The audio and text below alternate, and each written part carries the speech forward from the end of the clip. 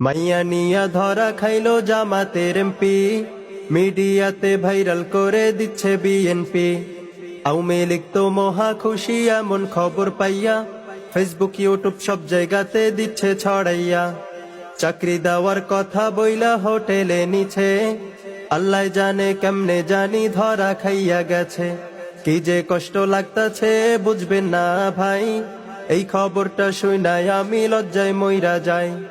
বুকটায় আমার ফেটে যাচ্ছে কি যে করি হায়, জামাত এমপির থেকে এটা আশা করি নাই।